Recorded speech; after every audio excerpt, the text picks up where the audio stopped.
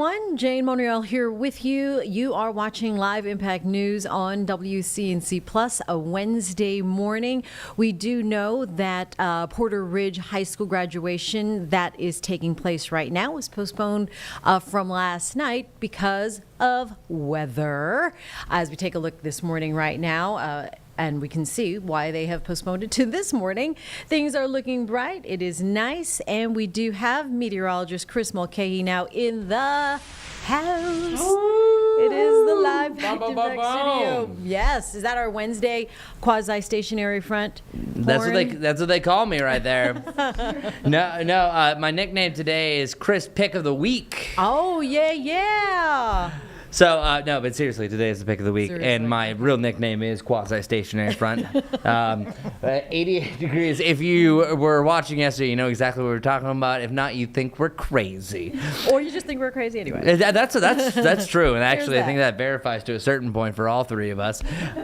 88 degrees, and now you might be looking at this. You just saw that beautiful shot. It's absolutely gorgeous right now, plenty of sunshine, but there's a few reasons why I chose this. Now, I'm literally splitting hairs or splitting degrees. Our muggy meter brings it down to 63. That's just sticky. So it's sticky today compared to muggy, oppressive, it's uncomfortable air. And then it starts to jump right up by tomorrow. So that was an easy choice. But also, all right, let's play a quick game. Which one of these days don't go together? Which one of these Which one of these days doesn't belong with the other? What do you think? Today. Boom, there it is. Cool. That's why it's my pick of the week, because it is our best chance of staying dry. If you guys got it wrong, then I was going to have to say, stop the stream.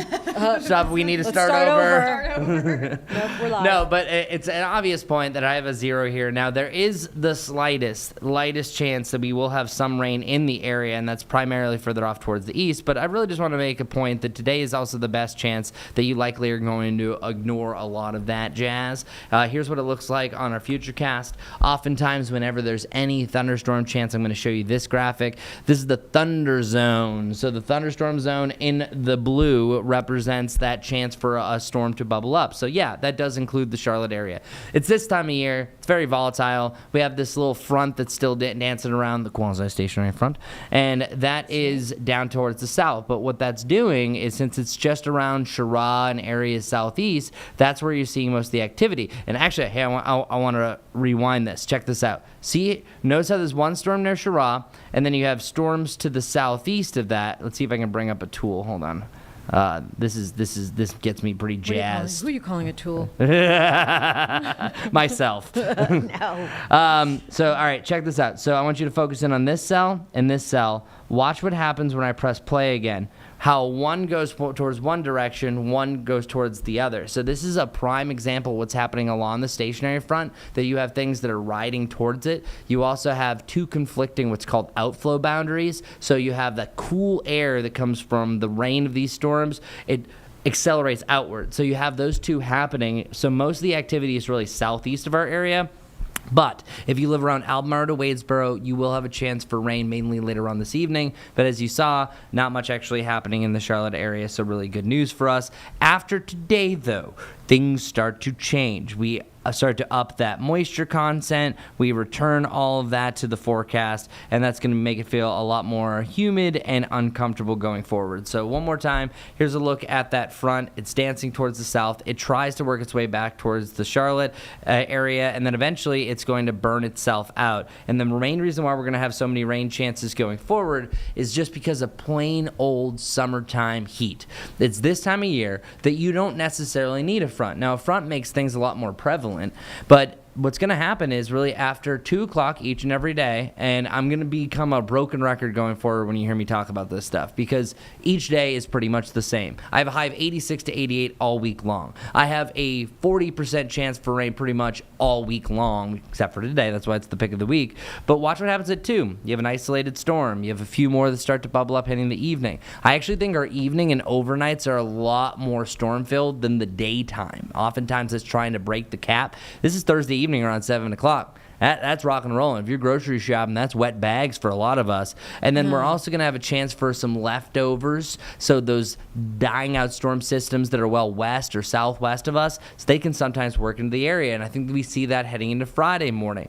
Well, as I said that I'm going to be rinse and repeat, isolated storms Friday afternoon. Then we have a chance for scattered activity heading into your Friday evening. This time I think late Friday evening's a better chance for maybe a wet handbag if you're going out. But then look at 5 o'clock in the morning on Saturday. We have more of that rain that's left over from a system. And we're going to do this again for Saturday night and then again on Sunday night. So each day pretty much looking the same. So let's move on to our Guy Roofing 7-day forecast.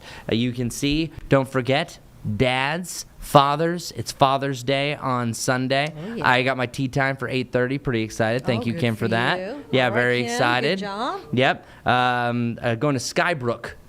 Ever been? Yeah, No. it's over in Huntersville.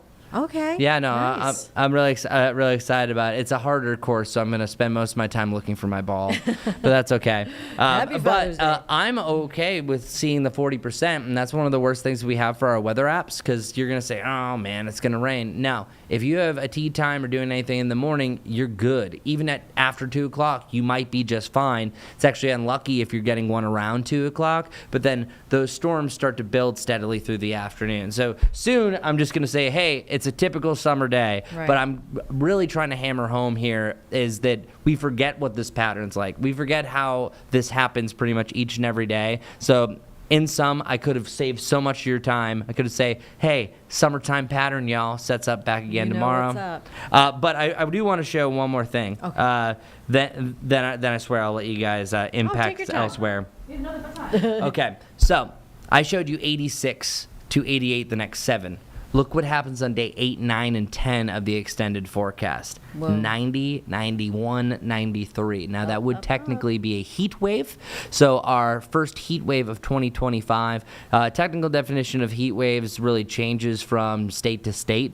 But the most common one is where you have 3 days or more of 90 plus degree temperatures, or 3 days or more of when you have abnormally hot temperatures, depending. So since we average 86, these are in the 90s, this technically would be our first heat wave of the year. Nothing dangerously hot, but just noticeably different. All right, so there you have it. I know you wanted to hit, not that you wanted to hit 90 last month, but you were saying that we might hit 90, on a number of days, and we never hit that. Here it is. We're making up for lost time. We did, on Saturday, we did hit 91, so that That's did right. verify. Yeah. Finally. But yeah, we're in Don't June worry about now. the other 3 times that hit 87 when we're supposed to hit 90. Yeah, but we actually mentioned that, I forget what day, I think it was on Friday, saying that, all right, we've been duped before, but June will come through, and boy, will it. Because you're seeing a range of 86 to 88, and check out our lows. This is almost a joke. 71 to 72. Oh. So talk about my job getting easy. I'm just going to put in 71, 72 for the next month, and I'll be okay, or at least I'll be close. If only that was just all day. I know.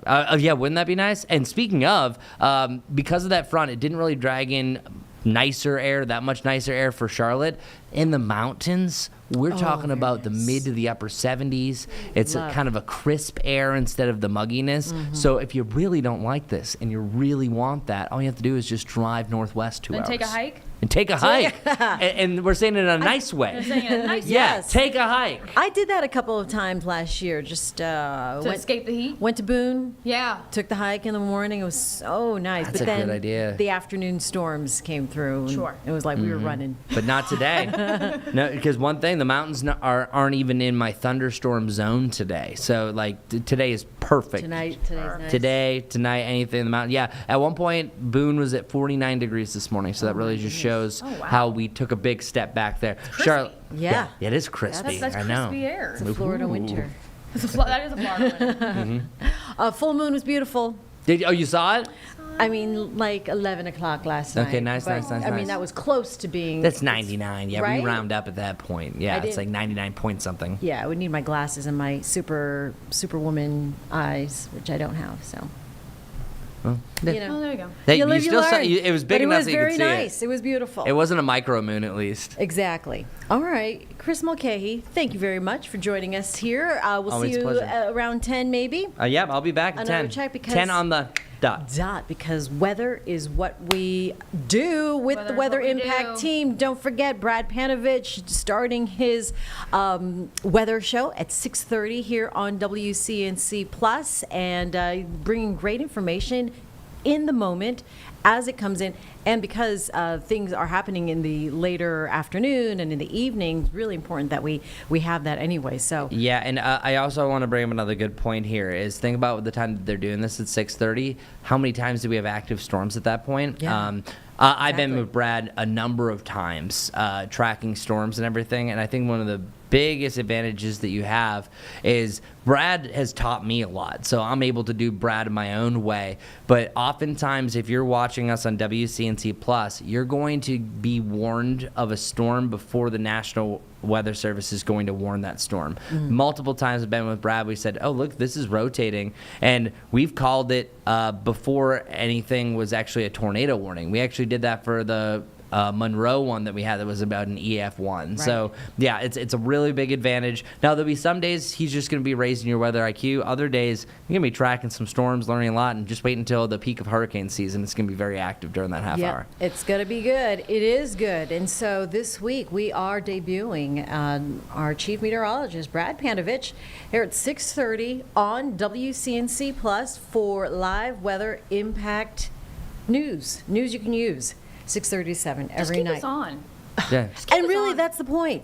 You need to just keep us on because when things happen, we're bringing it in, we're filtering it in. It might be Getting to raw. you first. Yeah. So I know a lot of people are downloading the WCNC Plus app, Yeah. Thank keeping you. it on. Thank you so much, Yeah, Carmen, because for the if you're reminder. watching us, you've already done it. But for those who haven't, tell a friend. Tell a Tell a friend. family member. Phone a friend. Yeah, phone a friend. Yeah, Let 'em that's still a Cousins, lifeline. aunties, Yeah. Everyone. Flyers, put them out there. Friends, enemies, everyone. Want to see him on the power poles. But don't litter. All right, very good. Once again, 6:30 p.m. Brad Panovich debuting his Weather Impact show from the Live Impact studio. Chris Mulcahy, thanks again.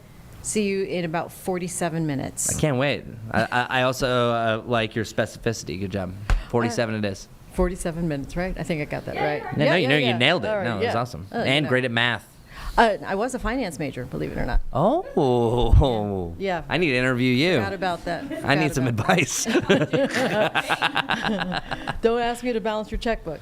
Anyway, I digress. Thank you, Chris. We love hanging out with him. All right.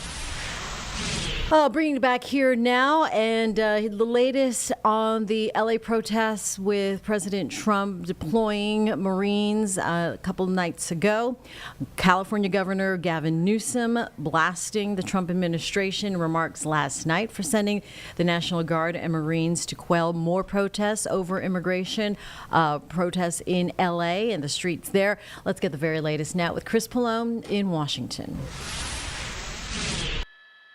The streets of downtown Los Angeles largely quiet overnight after the city's mayor instituted a mandatory curfew. It followed another day of protests against widespread federal immigration raids. California Governor Gavin Newsom condemned the violent confrontations between protesters and police, which started Friday. I want to be clear about this. If you incite violence or destroy our communities, you're going to be held to account. But Newsom once again accused President Trump of making the situation worse. The president sending thousands of National Guard troops and hundreds of Marines to L.A. against the wishes of state and local leaders. Newsom now suing to send them home. He again chose escalation. He chose more force. He chose theatrics over public safety. We do not want our streets militarized by our own armed forces, not in L.A., not in California, not anywhere. Speaking to soldiers in North Carolina, President Trump defended the deployments. If we didn't do this, Los Angeles would burn. It would be burning to the ground right now, just like the houses burned to the ground just a few months ago. On Capitol Hill, Democrats pressed Defense Secretary Pete Hegseth on the price tag for the National Guard deployment. Could the Secretary please address the budget? Thank you. You asked about the situation in Los Angeles, and we believe Asked about ICE the budget. agents should be allowed to be asked about the safe in budget, doing sir. their operations. The Pentagon revealing it will cost roughly $134 million. And it appears the Trump administration will soon target other cities. Should people expect to see similar operations in the rest of the country? And will similar protests see similar response? Chris Pallone, NBC News, Washington. And President Trump this morning posting on social media that the U.S. has reached a trade deal with China, although both presidents, Xi Jinping of China and the president himself, still have to greenlight it. But the deal with China is done, subject to final approval, of course. So we're going to keep tabs on that. But that looks like it's taking a bit of a backseat to what is happening in L.A. with the riots and Governor Newsom firing back and forth, jabs being exchanged back and forth. All right, here in the North Carolina, the Tar Heel state, I should say, looks like the Regulatory Reform House Committee is having a meeting right now. It looks like they are discussing taxpayer transparency. There is a House Bill 811 that is on the table that they are weighing in on, and it looks like it is a full room here in the state capitol. So let's take you out to Raleigh now on Live Impact News on WCNC Plus. Law says if you comply with the subdivision standards with the local UDO, okay, then you should be approved. It's not a political decision; it's an administrative decision. If something is either complies or it doesn't. End of story. And so a lot of the big municipalities already do this, but it just makes it a staff's decision. Lots of times it's the planner or planning staff or even the planning board, but it doesn't go to the political realm in front of elected officials because it's just a matter of it complies or it doesn't. Like I said, a lot of the larger municipalities are already doing that. The next one, 15, is for individual property rights by affirming their ability in individuals that they have standing so that they can have other folks help represent them should they get in a situation where they feel like they've been unlawfully treated. That already is something that is not done. And what it does is it levels the playing field. Right now, all the stack legally is on the side, if there was going to be a case, on the side of the municipalities. This just kind of levels it out.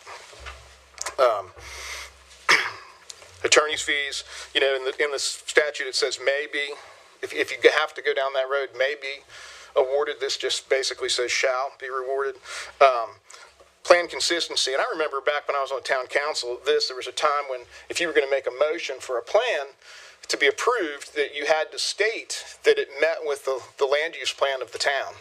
And so we did that for a while, and then we kind of got away with it. This just says we need to make a written statement that goes with an approval that says, yes, this complies with our land use plan. Let's see, where am I here? 19, local government financial reports extends current law requirements requiring that local governments publish financial reports dealing with the fees that they impose with greater transparency and accountability. A lot of people don't realize that in a building section department, when you pay your permit, all the monies that you pay for permits is supposed to go to run those departments. And so this is just kind of clarifying that. DOT performance guarantees, you get to the end of a subdivision and you still have to do a 1-inch cap on your roads of asphalt, but it's 20 degrees out and you got the houses finished. And sometimes the municipality won't issue a CO because they haven't done the thing, but now you got finished houses and people that need to move in them because they've sold their house or whatever, and it's just stuck. Well, if you have a bond or a performance guarantee, there's no risk to the municipality. This just says go ahead and cut the CO loose and let it roll. And then the rest is the effective date. So that's kind of the overall big picture of it. Representative Winslow and Representative Cunningham are here with me. We're free to have some discussion at this point. Mr. Chair. Representative Winslow, you are recognized. Oh, wait, go ahead. I'll say a few words. We're going to hold questions till the end. Yeah. So one of the things that we want to point out is that what's been removed from this, the most controversial parts of the bill, remove the density requirements. There's no, it's not restricted to just certain communities. It's removed completely. We changed language on the public health and safety language. That was was drawn into very tight requirements to meet for higher regulation to meet. Remove that from there completely, and also remove the personal accountability for elected officials. Those were the ones that garnered the most attention out of this bill that they asked us to work on. Not only that, we worked on a lot of language with some of our members that were interested in working on this bill with us. Now, SB 205 was the way we were asked to put it in. The reason for that is that 765, even after talking to members and saying we made the changes they asked us to make, made it difficult for them to vote on it because it was such a bad connotation with 765. So we were actually asked to move to 205. Also, if you notice, we released this bill early so everybody could have opportunity to review it and go through it and have plenty of time. This wasn't something that was prepared in the dark and then released to the committee too late. We want to make sure everybody had an opportunity to review it and to see that we've been very transparent, and want to give everybody the opportunity to have their feedback and discussion on this bill. I want to thank Senator Jarvis for allowing us to use this bill. We asked him up front if we could work on the bill using his language. This was not something that we just took and captured his bill. We didn't remove his language, and we kept his language in there too. So I ask for your support.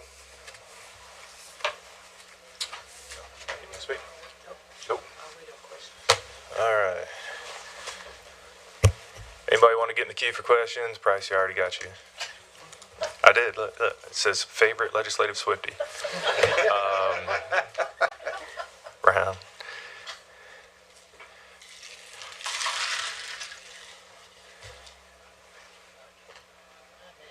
May. Okay, I'll put it. All right. In the meantime, Representative Harrison, you are recognized. Thank you. I had a couple of questions, if that's okay. Starting with swimming For a pools. series of questions. Thank you, and I recognize that the swimming pools is not y'all's bill, so I don't know if this is directed to staff. Senator Jarvis. Oh, is he here? Oh, okay. Hey, didn't see you over there. Yep. I was just wondering about Section 1, prohibiting a local board of health from adopting a rule concerning a private pool that's otherwise exempt from the from DHHS.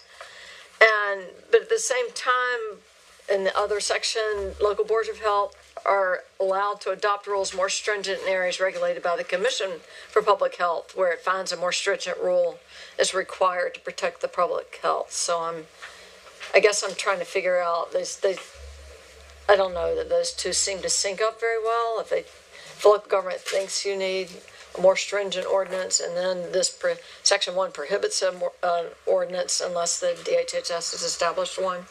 Senator Jarvis. If you don't mind. Thank you for the question. You've actually got to address the fact of public pools and private pools. Private pools is what we do not, we feel like does not need to be addressed as a public pool. So that's what we're trying to clarify with this language. I appreciate that, and I like the analogy of the Airbnb because that puts it in perspective. Right. Okay, so I see the point. Okay, so I think I'm done with pools. Thank you. If I could talk to the sponsors about some of these, and first of all, I really appreciate y'all working with the stakeholders who have established concerns and tried to address most of them. The issues I'm hearing the most about from my local government is it still limits local government control in ways that might be a real problem. So I just wanted to ask about a couple of changes because I'm not that familiar with the process. The prohibiting the waiting periods for refiling development applications. I don't know if you talked about that. I did not.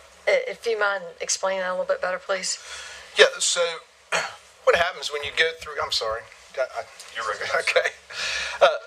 When you go through a whole process, if you get all the way to the end and it doesn't work out and you're denied, typically there's many municipalities will say, well, you have to wait an entire year. You have to wait 2 years before you can come back.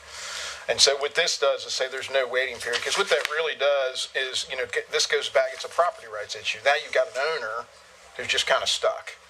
And many times when that goes through, the developer has put it under contract.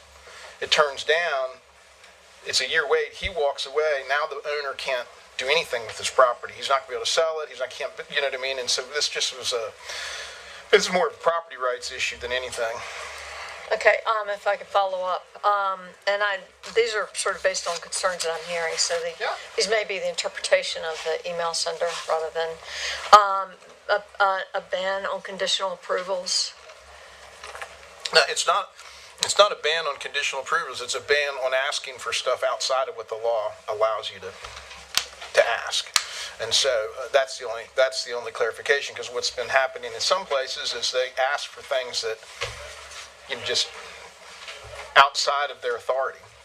So it's just the bill really doesn't do anything to limit power. It just kind of tightens up and says, wait a minute, this is what we're supposed to be about. Okay, I believe you talked about this. I think of the PUDs, the decisions being shifted from elected officials to staff. Am I interpreting that right, or?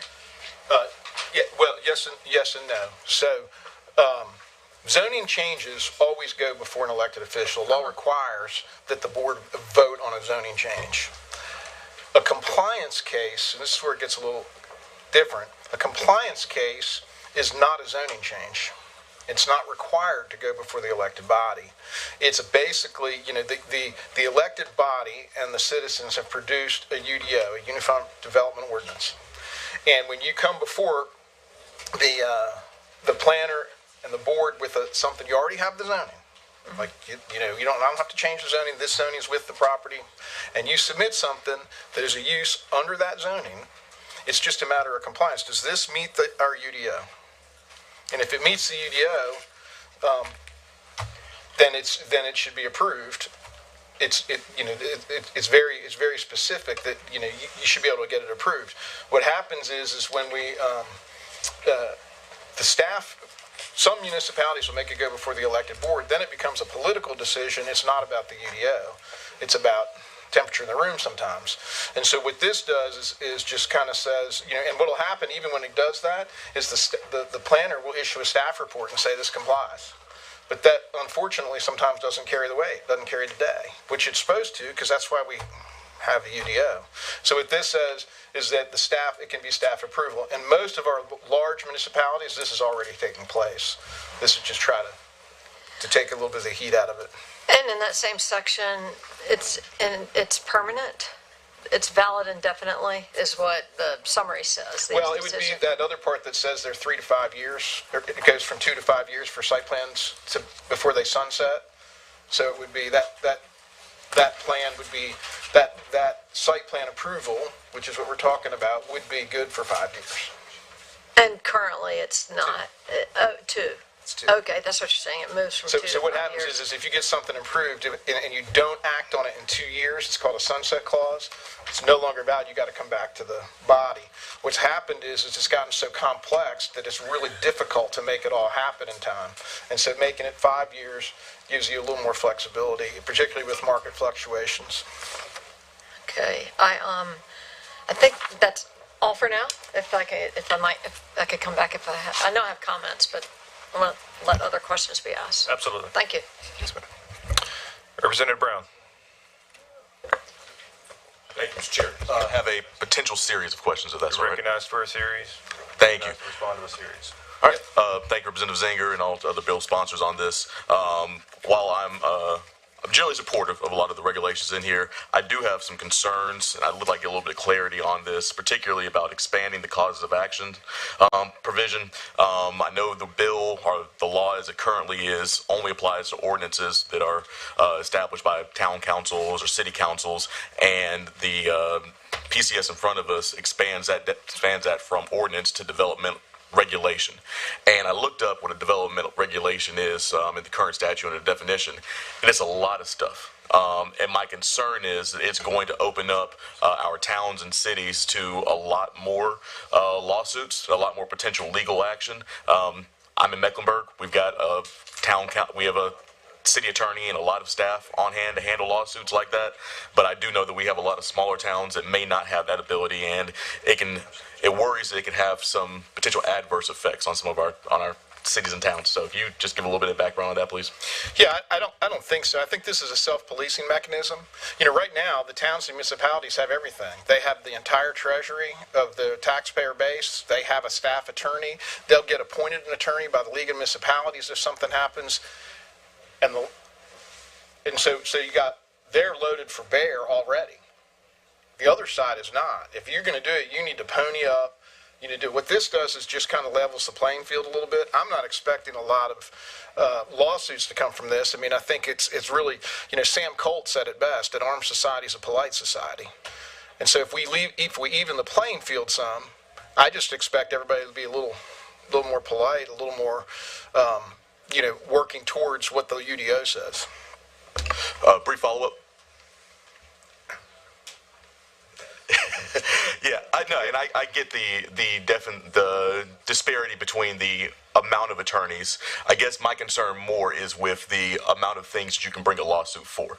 And as an attorney, you know, I always like folks to be able to bring lawsuits, but I do get concerned when you open up the scope a lot. I'm a defense attorney, so I do open up the scope, because this will not just apply. You know, it's a difference to me of a city council sitting down, making an ordinance, passing a UDO or some other type of ordinance, versus this will open it up to, you know, I'm a former member of the Zoning Board of Adjustment in Charlotte, so they could sue over a decision made by the Zoning Board of Adjustment. They can sue over so many different decisions that staff makes, and I think that just, the more causes of action you open it up to, the more lawsuits you're going to have, in my perspective. But in my perspective would be, if they just do what's in the law, there's no reason for a suit. I mean, that's, you know what I mean? Like, you don't just sue because I don't like it, or you don't just sue because, and, you know, some attorneys would be glad to take your money to do that, but it's about following the law. All we're asking for is to level the playing field and for people to follow the law. I certainly understand the intention, and I certainly understand that most people do not want to sue if they don't have the standing to do so.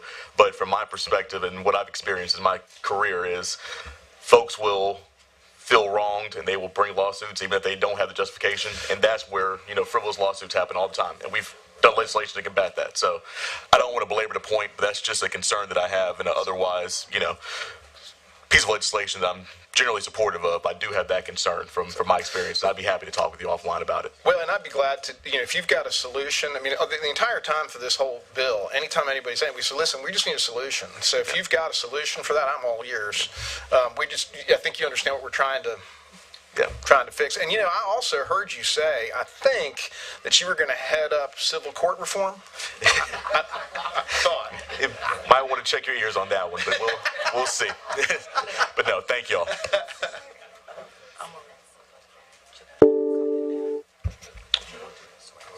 All right. Representative Price, Yes, thank you, Mr. Chair. I have several questions. recognized for a series. Okay, thank you. First of all, I want to thank you for updating some of these the zoning requirements, because I said I wanted to thank you for updating some of the zoning requirements, but I do have some questions. So on page 12, when you bring in this at least one staff person charged with making determinations, now would this one person, or at least one person or group, would they make a determination, can they be overruled by, say, the city council or board of county commissioners on a development, or? Well, I mean, I guess ultimately they could, but, you know, the thing is this is already happening. Like, this is already happening in a lot of the major, you don't go, every single decision that you go to the planning department for does not go before the board now. What we're saying is if it's a simple matter of compliance, the board doesn't need to be involved. They've set up a system to handle that. The person that is generally responsible for that is the town planner or the planning staff. And so numerous times over my career, I've gone in for different things. In Winston-Salem, I speak to the correct staff person. They say, do this, this, and this, and it'll comply. I do that, and they say, okay, you're approved. Here you go. Right, I understand that can happen now. That happens in Orange County. So I was just wondering why is this being put in here? Because what happens is when you go for a site plan approval, your site plan needs to meet the UDO, the Unified Development Ordinance for that community, right? that's just a compliance issue. It's just it either does or it doesn't. Right, it's an administrative. So if you move that some municipalities will move that to the elected body. When they move that to the elected body, it's no longer about whether it meets the UDO or not. Now there's politics in it. It's the temperature of the room. People come, and all of a sudden it gets, and that's how, quite frankly, how sometimes municipalities get themselves in trouble because they go down the wrong road. This is really just to standardize it across the state. Okay, all right, that's what I was wondering about. Oh, yes, because we do this we do this already, so. Yeah, that's right. Yeah. That's right. Okay, and then under the review period for rezoning decisions, in some, as you read through this, in some cases you've got calendar days and then it's just days. And I'm looking at, something to be completed within 7 calendar days. What happens when there's, for example, which does happen, people submit something in the middle of December? Well, you just got to work through that in terms of, making this all fly. But, that whole section came from working with the stakeholders. And so, you've got 14 calendar days to just look at the initial, or 7 calendar days to look at the initial approval. Then you go and say, okay, this is, once they do that, then you come back and it's like 45 and so on. So it's all these different days to make sure you get it absolutely perfect and ready to roll. Once it's ready to roll, that's when the shot clock starts, because then it's a matter of going before the planning board and then go into the council. So sometimes that happens. That happens even now. Yeah, I know. Stuff lands on a Sunday. Well, it can't be Sunday. It's going to have to be Monday. It's not big. That's not really a big deal around the state. What is delaying, putting it off, shuffling it to the bottom. This process can take years. Yeah, I know, but having been on the planning board and board of county commissioners, you know what I'm talking about. People start counting days, and they want to know, is this a business day or is it a calendar day? So well, we can change it to business days if that would make you I think it would make it easier because the general public then, or whoever's making that application is going to start counting days and trying to hold us to that. And then I had one other question, and I'll admit that I haven't looked it up, but on page 18 with regards to the division of highways and getting the approval on the streets, how is this different from what is current? We're going to break away now from Raleigh, North Carolina, where state leaders are talking about House regulatory bills and taking out to the nation's capital, where you are looking at a beautiful sunny day, of course. This morning, some news. We told you about the U.S. and China making a trade deal that pending final approval, but is on the table now with the general framework. Elon Musk now speaking out, says that he now has regrets on some of his social media posts last week. As you might know, their bout and jabs with each other made quite public on their social platforms last week. So Mr. Musk stepping back on some of those comments. Today, this morning, we are awaiting a couple of testimonies, the continuation of Defense Secretary Pete Hegseth on the fiscal year 2026 budget. He'll go before the House Ways Means Committee this morning, as well as Treasury Secretary Scott Bessent. He will testify on the fiscal year 26 budget. He will also speak before the House Ways Means Committee as well. So those are scheduled for 10 o'clock this morning. We'll probably take a peek into those hearings when they come into the WCNC Charlotte newsroom live. In the meantime, want to get you out to Dedham, Massachusetts, where this is expected to be the last week of the Karen Reed retrial. Defense witness now expected to be the last witness called here on the stand.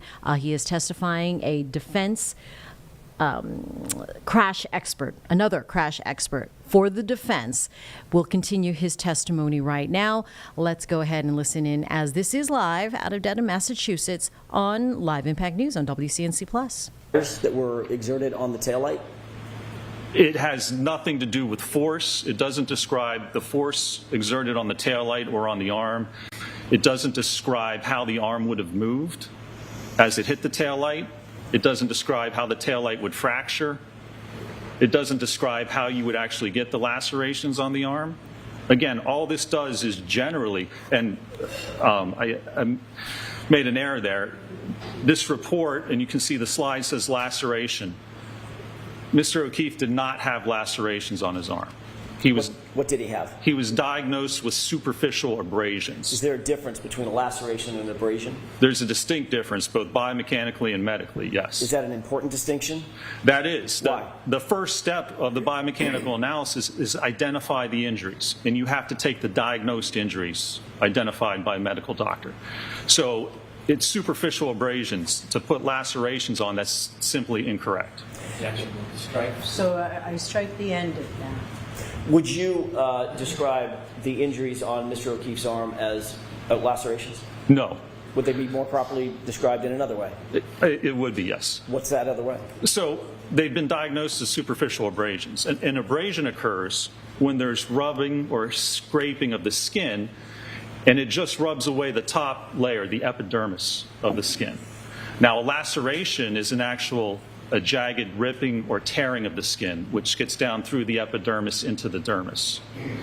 So abrasions take much less force, they're less severe than what a laceration actually is. In a biomechanical analysis, if it's done properly, is it important to get the proper injury to the body as a foundation to the entire analysis? That's core to the analysis, because you're trying to determine how an injury occurred. You have to know what that injury is. You have to have the correct injury to be able to evaluate it. Let's go to the next slide. This is a placeholder. I want to ask you a little bit while this is up. We can turn the lights up. First step in the analysis. What is the first step of the analysis after you determine the injuries, the type of injury? So in this step, after you determine the injury, what we want to do is we want to look at the physical evidence. So we have the abrasions on Mr. O'Keefe's arm, and we have the sweatshirt that he was wearing at the time. So the first step in any investigation is to determine, does the evidence from the arm match up to the evidence on the sweatshirt? Did you undertake that analysis? I did, yes. Is that indicated in a slide a little bit later on in your PowerPoint? It is, yes, sir. Okay. Let's go to the next slide, please. What are we looking at in this slide? So this explains the injuries, and this is from on the left side, that is the diagnoses from the autopsy. The right side is from the hospital. And you can see it says blunt impact injuries of head and extremities, abrasions, and lacerations. The laceration is on the back of the skull, on the back of the head where the occipital skull fracture is. When you look at the extremities, everywhere where it talks about the extremities, it's superficial abrasions. So the first step in a biomechanical analysis, you review the medical records, determine exactly what the injuries are. And you can see there's a picture of the actual abrasions. Those are the documented injuries or abrasions to Mr. O'Keefe's right arm. Are these acceptable sources? Well, let me ask you this. What are the sources that are reflected on this slide that you referred to or you relied on in coming to your opinions and conclusions regarding Mr. O'Keefe's injuries to his right arm? Again, on the left side is from the autopsy report from the medical examiner, and then the right side is actually from the Good Samaritan hospital where Mr. O'Keefe was taken. Are autopsy records, hospital records, medical records acceptable sources for a biomechanist to rely on in determining or coming to opinions and conclusions? They are. They are the sources you go to determine what the injuries are. Yes. Did you see? You reviewed the entirety of the medical records as well as the entirety of the medical examiner's file, is that right? I did, yes, sir. Did you see reference to any fractures that were noted on Mr. O'Keefe's right arm, either his arm, his forearm, or his hand? No, there were no diagnosed or references to fractures on any part of his right arm or hand. I'm going to ask Mr. Wolk to display a couple of exhibits, the x-rays. Okay. So he's going to take over the TV screen. Sure. If that's okay, Your Honor? Yes.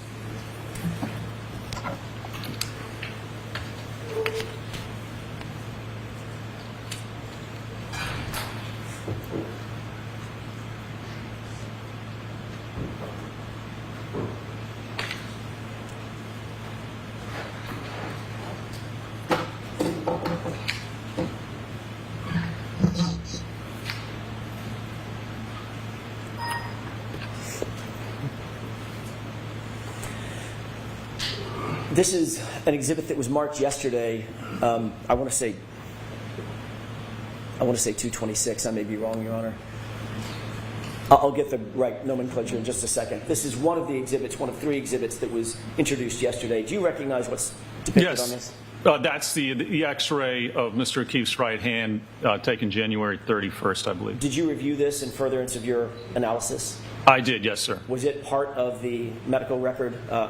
Medical records or ladies' records? It was. A series of the X-rays, yes, was attached. It was part of the medical records that were provided to me and that I reviewed in this matter. Thank you. Just for the record, so I can clarify, this is Exhibit 229A, as an apple. Do you see? Have you looked at X-rays before? I have, yes. Have you interpreted X-rays in furtherance of your analyses in years past? I have during my biomechanical analysis, yes. Are you trained to look at X-rays and determine whether there are fractures, hairline fractures, broken bones, things of that nature? I've been doing this for 20 years. In graduate school, I worked with surgeons and doctors to look at X-rays. Is that part of the normal methodology that biomechanists undertake in furtherance of injury analysis? It is part of what we normally do, yes, sir. Would it be an important part of a biomechanist's ultimate analysis and conclusions as it relates to an injury analysis? It would be, and especially in this case, if we're talking about impact to the arm and the hand, very important to determine, as I said, not only what the actual injuries are, but what injuries did not occur. Would it be appropriate to come to any opinions and conclusions in an injury analysis if you were to ignore X-rays, if they existed?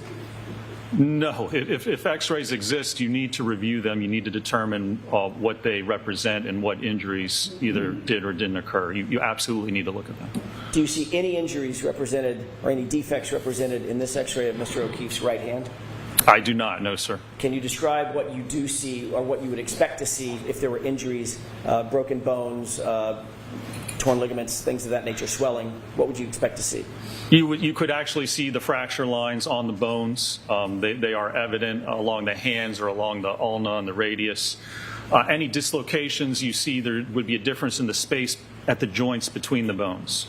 Dislocation, then there would be increased space or even a decreased space if there's compression of the joints, the interphalangeal joints, the metacarpophalangeal joints, the wrist joint. There's no indication on these X-rays of any fractures or any trauma or any type of injury to the bones or the joints. Can we go to 229B as in Bravo with the court's permission? Yes. You see what's depicted in this photograph?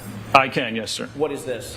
So this is a X-ray. The forearm shows the ulna and the radius, which are the 2 bones in the forearm.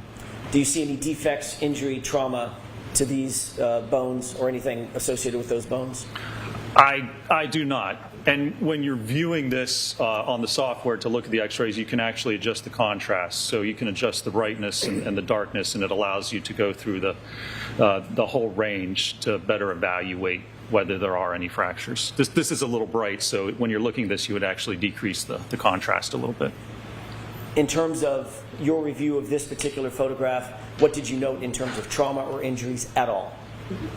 I did not note any indication or any signs of trauma or injury to the forearm or to the wrist in this case. If we could go to 229C as in Charlie, what are we looking at in this photograph? This is the right humerus, the right upper bone of Mr. O'Keefe's right arm.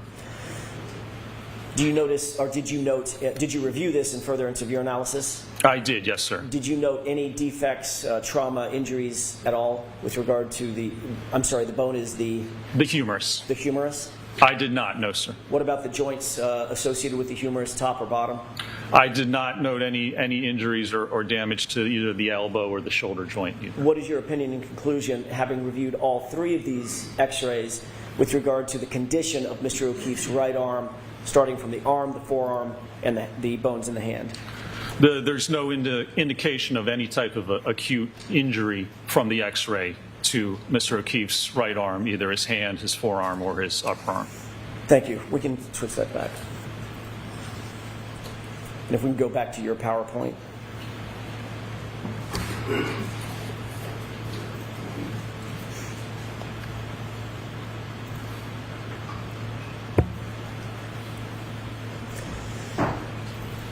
Can we go to the next slide, please?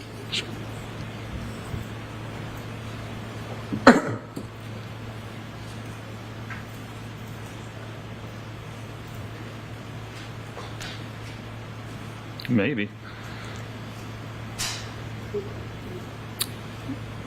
Let me see if I can start back in on it here.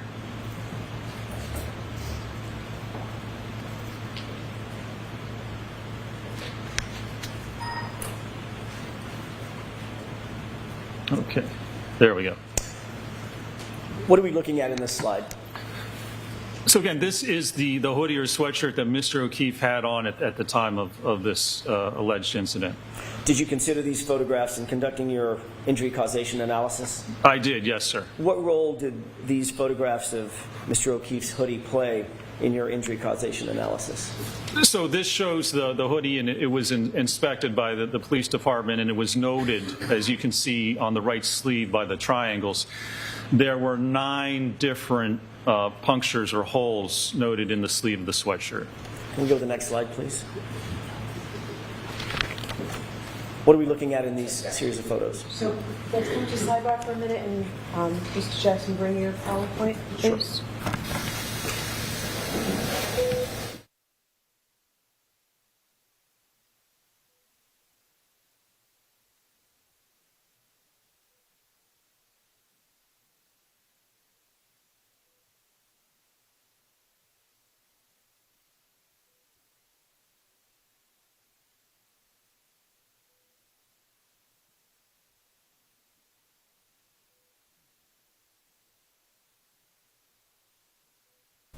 And it looks like they're taking a little bit of a sidebar there at the Karen Reed retrial. So we will keep things updated here and keep things going as we are coming up on 10 o'clock.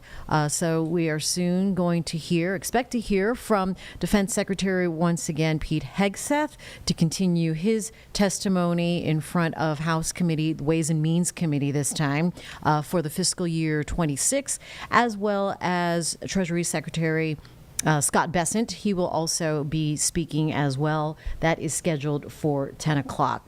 All right, we also have an update now on a unfortunate situation that happened in Morganton yesterday. So this just coming into the Live Impact newsroom here. And Carlene, you feel free to jump in as I'm just getting the note here. But yesterday, we understand 3 people were hit while they were selling lemonade at a lemonade stand. 3 children.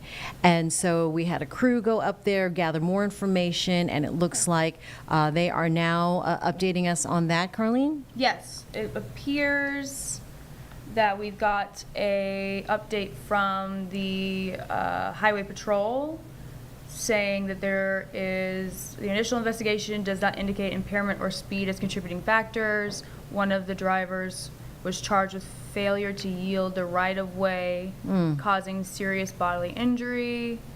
During the on-scene investigation, the roadway was closed in the area for approximately 2 hours. Please be noted, we're reading directly from the press release. So this is just brand new information. We're learning as you are. From my understanding, that was a driver that hit the children trying to avoid another driver that pulled out of a situation is what my understanding of the deal was. So sad. Still trying to So the drivers were not injured, we know that. Yes. The 3 female children who had set up the lemonade stand in the front yard, 7, 8, and 9 years old. They were all transported to local hospitals in critical condition. And I know we collected some interviews yesterday. You want to line those up? Sure. This is the grandmother and I believe the uncle of one of the children that were hit. All right, so let's get you caught up here. This happened yesterday in the Morganton area. Here's some of the interview now, the interview sound on WCNC Plus in its entirety. One of my grandbabies got hit today by a vehicle that apparently was avoiding another vehicle that was pulling out from across the street and ended up hitting 3 girls that they had got together out here to do a lemonade stand to make a little bit of money, and they got hit. Now, She was airlifted to Asheville. the little girls that were here, was it just all folks from the neighborhood, or were Yes. you related to all of them? Yes, just friends of Annabelle's and Sissy's, and yeah. Talk about the excitement of kids wanting to get out, do a little business, and I mean, we talk about this. This happens. Oh yeah, oh yeah. Talk about the excitement before this all happened for the kids. Oh, they were just excited to make money, you know, little kids. They just try to figure out little things to do to make money and stuff during the summer when they're not at school. And they were friends together, and they was just trying to make a little bit of money. And sir, what was your relationship to the folks who happened here? I guess my niece, my cousin. But it's very dramatized, yes ma'am. It's very harsh. The parents shouldn't have to see nothing like that, you know, but yes ma'am. Okay. Tell us how is she doing? As far as we know, she's getting surgery, 6 o'clock on her leg. Other than that, we don't know. As far as the bleeding in the brain, she does have that, but we don't know how that is. Just the leg part. That's as far as the news. What's your message to folks out there that's been praying? Oh, I just want to thank everybody. All the prayers are appreciated, especially for all the girls that were injured. Any prayer is very welcome and appreciated by us and the family. Okay. Is there anything else you'd like to add? Around what time did this happen? I don't even remember. It was so traumatizing. I can't even remember what time it was. I don't know, this afternoon, I guess. Maybe sometime. around 1? Maybe. I don't want to lie to her. Probably maybe. Is there anything you want to say? I just want to thank everybody for the support for my sister. Okay. And as far as the bleeding on the brain, we're not sure about that. I know my grandson was saying that she had some bleeding from her head and her nose when it happened. So we're not sure about that, but we are definitely sure about the broken leg and stuff. I haven't heard back from my daughter yet. They're still up there at the hospital. Are you frustrated with the folks that came into the yard? I was very frustrated with the lady that hit my grandbaby, of course. I mean, it's a natural thing, but I've got calmed down, and you know, I've just prayed about it for God to give me guidance, and I pray for the lady, both the ladies that were involved. I pray for them. Have they been out here before selling? And there you have it, the grandmother of one of the girls there hurt in what seems to be an accident in Morganton, where 3 young girls were trying to sell lemonade at a stand and struck by a car, now taken to the hospital. We will be sure to follow up on their conditions. We do know that they were transported to local hospitals in critical condition, and our thoughts and prayers go out to those 3 girls as well as their families.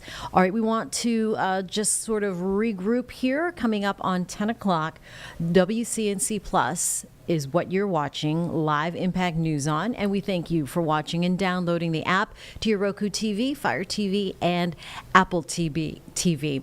We have a lot lined up this morning, especially coming up on 10 o'clock. We know that the Carolina Panthers, they are in mandatory mini camps, so we're going to check in with Danielle Stein later on as they have closed practices now at Bank of America Stadium, and this is an exciting week as we are just less than 3 months away from the start of the seasons.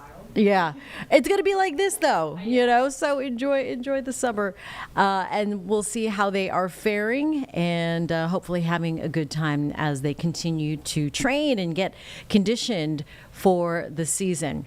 Also in Washington, we have a number of testimonies going on. It looks like here they are just filling in the room. This is where Secretary Hegseth is going to testify at the House Ways and Committee meeting. You see Senator Graham back there behind in the corner there. I saw him sitting there. Oh, okay. All right. I think I see him tucked there.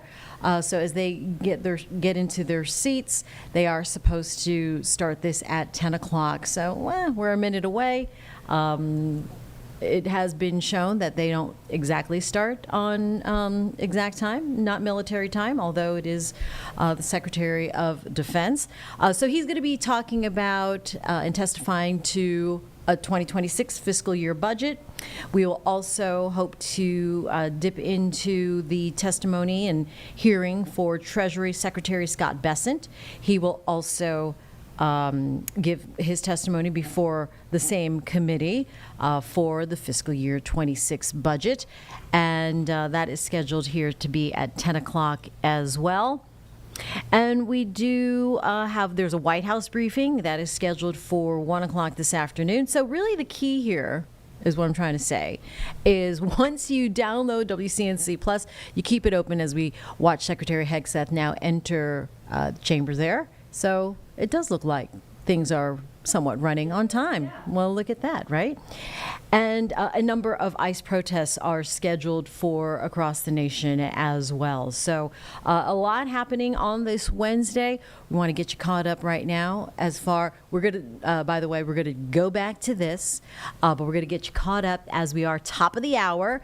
And as promised, going to check in with our lovely meteorologist, Chris Mulcahy. He is back. So if you missed our 9 o'clock kikiing, if you will, on the weather, he is back to talk more more. kiki. Yeah, for what we do. More kiki? More kikiing. More kiki? I just learned this term What's not that? too long ago, Chris. What is this? Fun chatting time. Oh, I didn't know this. I was just like, did we talk about kiki? Yeah. Like, I don't know. I don't know where my kikis are right now, but I don't know anything else than I thought that. this is is it a millennial or Gen Z? I guess it's a young people. It's a young people thing. Yeah, we kind of meet in the middle and the millennials. Which, we're talking about being young, I actually just saw Brittany and she showed me a photo and I said, oh yeah, no, I saw that on the internet. That was my sentence. The internet? The internet. And I was just like, oh man, this is bad saying the Google. And I was like, I what do picked you... up my AARP card. I looked at the internet. Which they keep on sending me letters so that is saying something. And I really want that tote bag.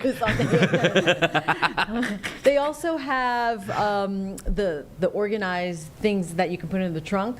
Oh, those are great though.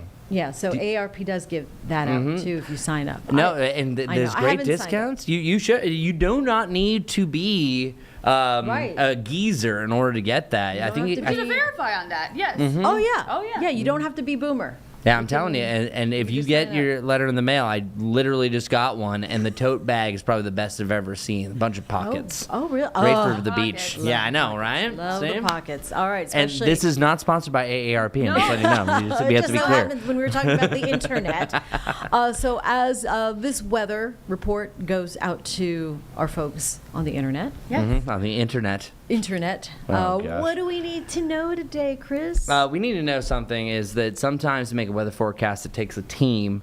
And I went out to my pool correspondent, Ben Thompson, with this graphic. Oh my gosh, this is great. And I will say, and I say this with confidence, that this is a Ben-approved pool day. I love it. Oh wow. There it is. That's the approval you need, people. Yeah. This isn't just me. Yeah. We have to That's we have to amazing. screenshot this and give it to Ben. Thanks, Ben. Yeah, Thanks, no, Ben. I appreciate it. And the funny thing is I made this because Ben oftentimes will ask, because he has a pool, that I was like, hey, is it a pool day? So I started making this and I finished it today. And then I said, by the way, would you say this is an approved pool day? And he said, yeah. And I was like, okay, cool. I don't want to be lying to people. But temperatures resuming close to 80 degrees here about an hour from now. And then we have the mid 80s by 3 p.m. And you could be smiling like this guy at the pool today. A high of 88 degrees is about 3 degrees warmer. Excuse that the graphic is an hour behind. I didn't get to fix that. I've been out doing weather and other things. And we also have a slight chance, a slight chance, I'm going to say a minuscule chance. If you get a rain shower in Charlotte, your money is back guaranteed. Luckily, I didn't pay anything. We are dealing with a slight chance for a spotty shower. I think at most you really see a darker cloud, maybe a sprinkle, but measurable rain really isn't a possibility. Most of that is down towards the south. We kind of went through all these different rain chances as they're going to be dancing around. But then that is going to change by tomorrow. We're up to about a 40% chance. Oh, I didn't even think about it. I should have had you guys run my weather IQ. Oh, was that on? Yes, the chances of rain. What chances does that of mean? rain, yeah. Maybe, yeah. Because we went through all have these. sort of It's too late. I forgot about this. Yeah, because my Weather IQ, which by the way we air one of those every Wednesday, was breaking down what exactly a difference between isolated to a scattered thunderstorm is, and it was literally our producers that I kept on saying isolated, scattered, isolated, scattered, isolated, scattered, and I said, well, I'm going to change my idea for my Weather IQ this week. It was pretty easy. And then check it out. It's on our YouTube channel. There's 5 Chris's on there. That's my tease. Yeah, there's 5 Chris's on there. What does that mean? Huh? You're going to have to go on our YouTube channel and find out. Or maybe we'll air it a little bit later on. I know it'll be on our 4 o'clock newscast again. But yeah, no, I won't be that cryptic. So the reason why I said that is what I did was I physically took 5 Chris's, just like video Chris's, and then I made what's called Chrisville. And that was a better way to break it down. So say if you have 5 Chris's in Chrisville, if 1 Chris gets wet, that would be an isolated shower, or aka a 20% chance. If 2 of the 5, 40% of the Chris's get wet, that's more of a scattered environment, or about 40% of the area. Once you get to about 3 out of 5, 60%, that's more of a likelihood that you're going to get wet. And anything at 80 to 100, that's pretty much numerous to widespread, and pretty much all the Chris's in Chrisville are wet. So I animate that. I think that's the best way to break this down, because sometimes the proof of precipitation can be really daunting and has a lot of different little side sections. There's overnight rain chances, yada, yada, yada. But what this really just shows you going forward for our daily rain chances is that each day during the afternoon we have a scatter likelihood. That's really about 30 to 50%. That means it is going to be really hit or miss, but when you get hit, it's going to pour on you. I'm guessing, because I know where you two live, no storms yesterday? And that wasn't supposed to sound creepy. It did come across that way. I had late last night. Late last night. I had not a storm. I had a little bit of rain. A little bit of rain? Okay. Just kind of maybe a cell just Exactly. over. A little the technical weather sound. But some areas, like in Iredell County, saw rain for like 2 hours. Oh, wow. So that's also another point that I really want to make with a forecast like this, that you might look at 30% and you're like, oh, no big deal. If you are the 30% in this environment, you're getting dumped on. It's not a good situation. And the pattern that we're under is a typical, hey, it's really hot and humid, and then all of a sudden storms form. And there's a magic number when it comes to dew points that happens most common. I'm going to show you this graphic. What number do you think that is? What number? What number is usually a certain dew point that you have the most highest chance for a pop-up shower or thunderstorm to develop? 60. 65. 70. Yeah, and if you look at the most reoccurring numbers, 70, 70, 70. Actually, if you I am going to take 65 as the correct answer, because technically 65 is where it starts feeling humid. 60 is where it feels sticky. 70 is that air you can wear. And it's at that point, do you know that feeling sometimes it's so humid you feel like it's going to storm? Yes. That's this weekend. And you're going to have so much moisture, and that's why also today was my pick of the week, because this is the only time that we drop down to the lower to the mid-60s. So it's still sticky. It still feels humid. It's actually going to be more of a witchcraft type forecast, that it doesn't feel humid this time of year. But then after that, things really start to ramp up. Okay, so I'm going to go through our upcoming rain chance real quick, and then you'll go back to whatever you guys were talking about. Okay. So here's an example of Thursday. So today I already showed you very low chance that you have any storms. This right here, going through what we just learned, is an isolated storm chance. Look at most of the area, our outlying counties, not a lot happening. But that starts turning over to scattered. So this would kind of be what a scattered map looks like. At times it almost starts to become more likely heading into the evening. So you're going to hear a lot of repeats here that I'm going to say oftentimes.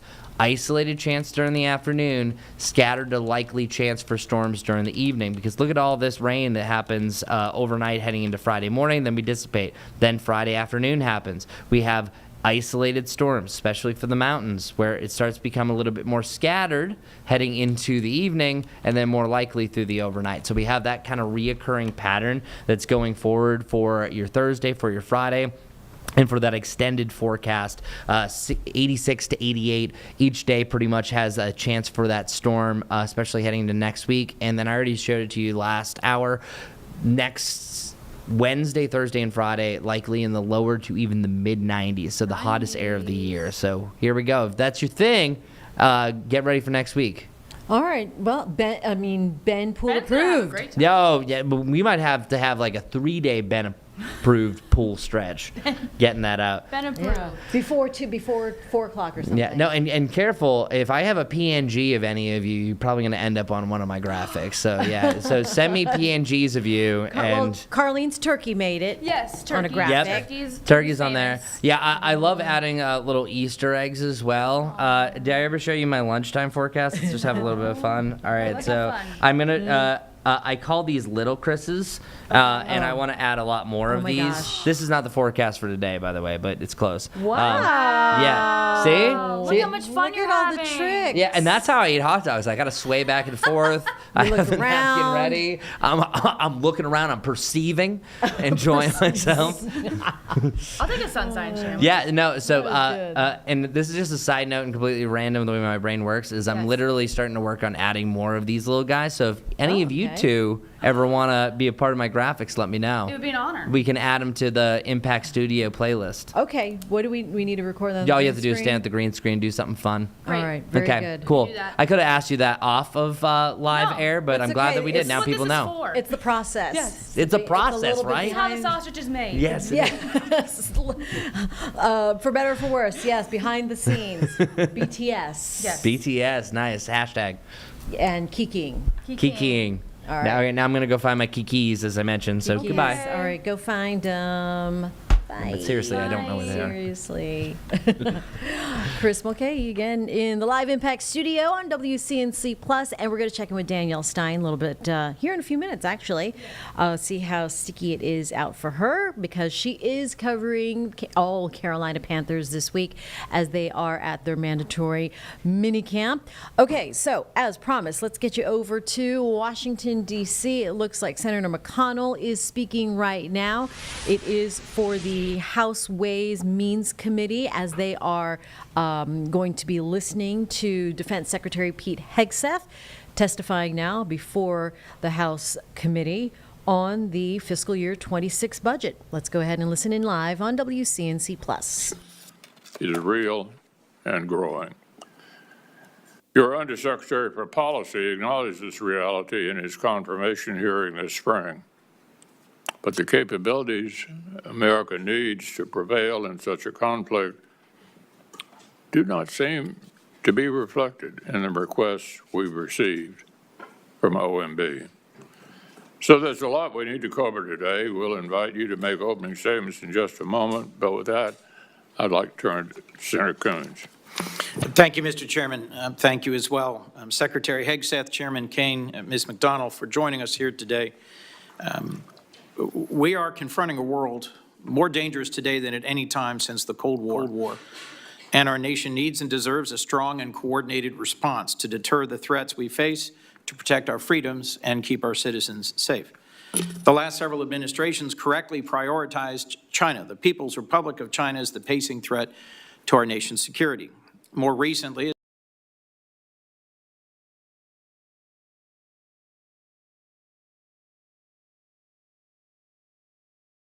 All right, it looks like we lost that feed here for a second. Let's let you know that Brad Panovich is going to be here at 6:30 in the Live Impact studio talking everything weather.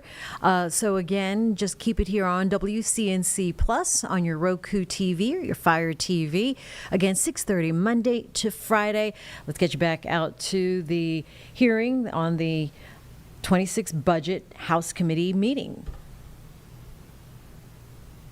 are ready to do that with anyone interested in engaging in good faith, which is why it pains me to point out the obvious at this budget hearing, that in the face of these threats, the Department of Defense is more internally divided and beset by challenges of its own making than at any point in my memory. Let's start with the budget.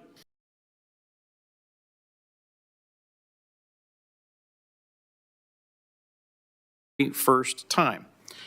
The continuing resolution provides tens of billions of dollars less in purchasing power than under the previous administration. This does not deliver on peace through strength.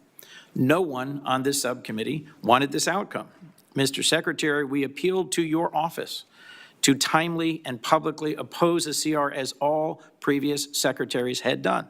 but you were silent. You never responded. That CR's cuts are forcing DOD to halt training and shrink exercises, and it fundamentally undermines readiness. DOD has made the CR worse by paying for DHS border activities with DOD funds meant for military quality of life. Money to repair buildings, to relocate military families, to keep the Navy's fleet operationally ready. Shrinking budgets will not speed up our acquisition system, complete kill chains, or deepen our magazines. We are falling behind, thanks to some poor choices. It should go without saying that the People's Republic of China does not operate under a continuing resolution. The fiscal year 2026 request is no better. If you go to DOD's fiscal year 2026 page right now, this is what you'll see. This is what is currently publicly available. And the budget request was not much better. We were given this on Monday. More than a month after OMB's press release, we are still waiting for real budget details. This is officially the latest budget submission of the modern era. For anyone not versed in how this should go, at this stage, we would have received at least this, if not reams more. This committee, to do its job, wants to work with you on the details of exactly which programs and exactly which deployments and exactly which end strength you are requesting, so that in a timely way, we can complete our work and avoid another disastrous continuing resolution. But the department has been AWOL in the 26 debate as it was in the 25 debate. Bills are already being written, and the department's inability to explain its budget is slowly making it less relevant to what it receives in fiscal year 26 in our appropriations process. What's clear is the base request is exactly the same funding level as the FY25 CR that's created problems. Mr. Secretary, you're requesting an increase instead through budget reconciliation, a partisan gamble that I believe shows poor judgment about how to handle our nation's security. DOD's ability to take care of our warfighters should not be contingent on whether Congress can pass a bill that also explodes the national debt, gives billionaires tax cuts, cuts access to health care, in short, is controversial and uncertain. I think it sends a bad message to the U.S. defense industry about the uncertainty of appropriations for key systems at precisely the time we want certainty and we want more from them. Who wins in all this? Not the American people, our adversaries.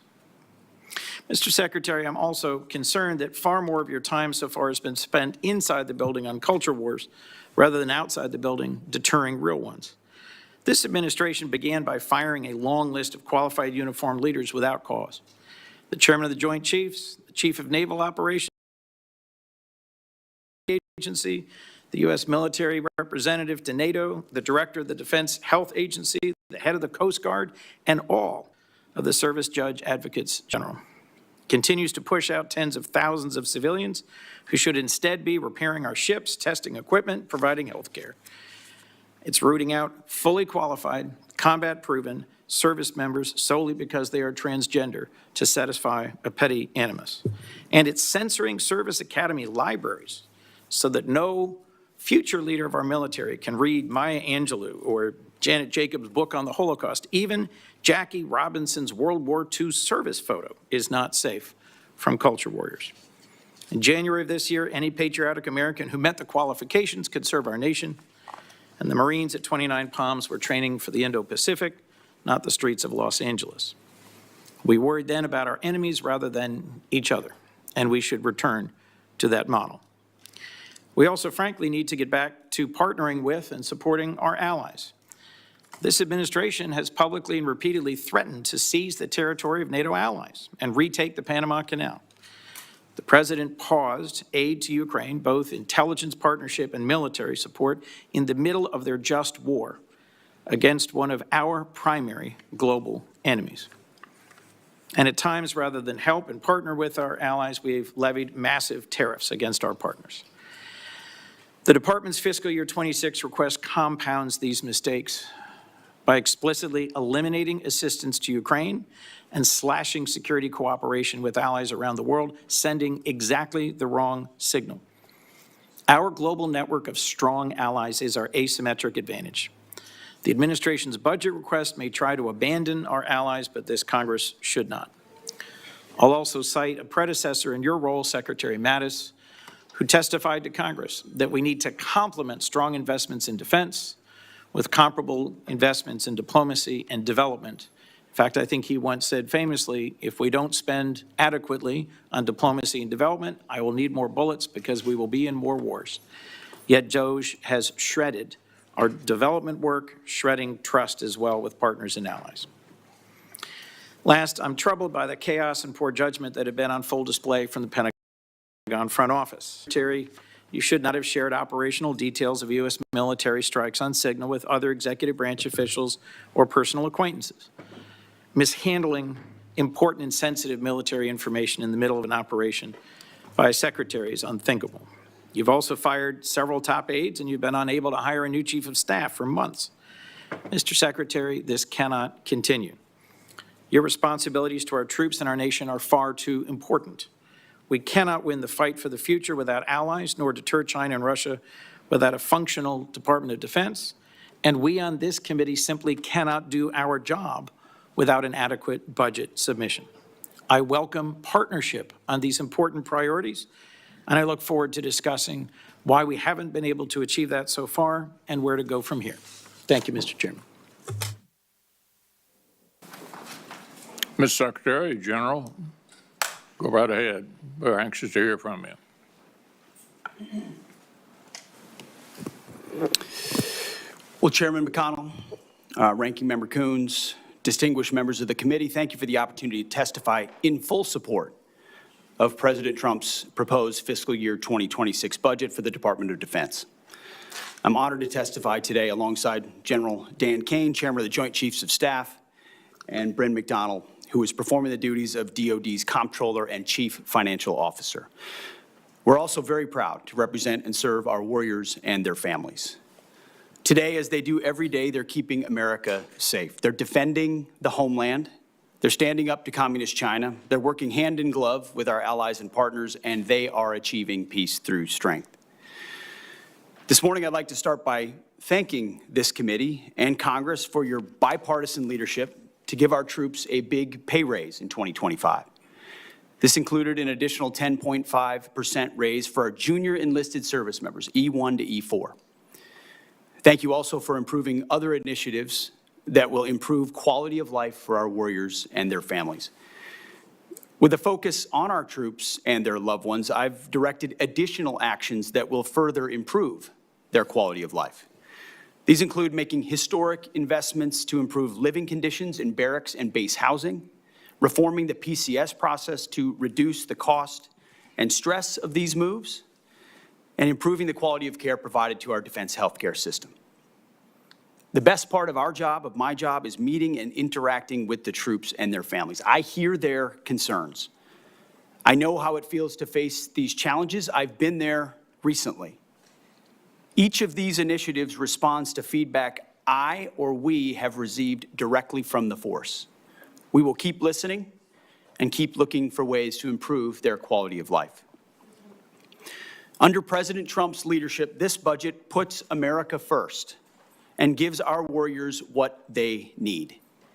The $961.6 billion budget request, which is over $1 trillion for national security total, will end 4 years of chronic underinvestment in our military by the Biden administration.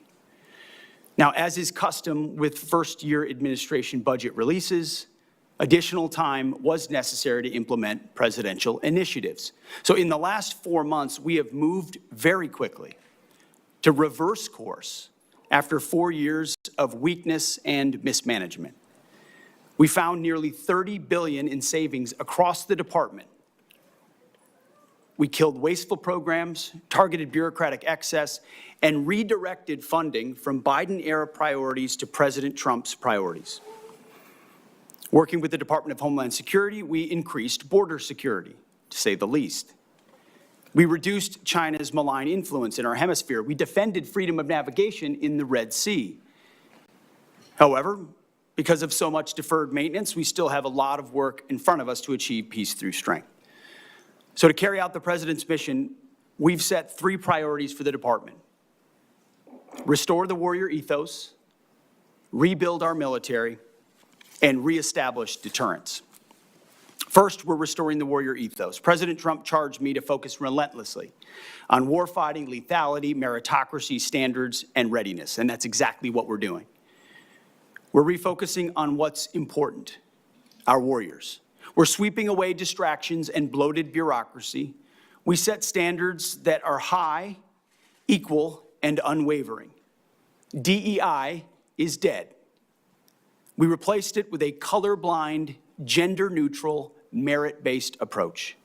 And our force is responding incredibly positively to these changes. Because of President Trump, recruiting and retention is higher than it's been in decades. This budget provides a historic level of funding for military readiness, putting our warfighters and their needs first. And young Americans are responding and signing up in droves. Second, we are rebuilding our military. 25 years ago, our military was unchallenged, yet we squandered that advantage as China carried out an unprecedented military buildup. President Trump is correcting those mistakes. We're reviving our defense industrial base, reforming our acquisitions process, and rapidly fielding emerging technologies and new weapons so that our warfighters can meet the challenges of an evolving threat field. This budget invests $25 billion in Golden Dome for America, a down payment on President Trump's priority to defend our homeland. It also commits more than $62 billion in total to modernize and sustain our nuclear forces as we face rising nuclear dangers. The budget allocates $3.5 billion for the F-47, the world's first 6th-generation air superiority fighter. The budget will also revitalize our shipbuilding industrial base with $6 billion in funding in FY26 and $47 billion total in shipbuilding. The budget also significantly increases funds to buy next-generation technology, including autonomous systems, long-range drones, long-range fires, and hypersonics. We will put these capabilities in the hands of our warfighters. These steps will keep us the strongest and most lethal force in the world. Third, we're reestablishing deterrence. When an opponent sees our well-equipped and tough-as-nails warriors, they will decide that today is not the day to test American resolve. Credible deterrence starts at home. It starts with securing our borders. We will achieve 100% operational control of our border, and so far border crossings are down 99.9% from the open border policies of the previous administration. The Indo-Pacific is our priority theater, and China is our pacing threat. That's why I've traveled to the Indo-Pacific twice already to visit our forces and meet with our allies and partners. As we shift our focus toward the Indo-Pacific, President Trump looks to our allies and partners to be force multipliers alongside the United States. We are making progress in that endeavor on multiple theaters. We applaud those allies and partners who are stepping up, but also need more done more quickly, to include with our partners in Europe. As the President has rightly pointed out, it is only fair that our allies and partners do their part. We can't want their security more than they do.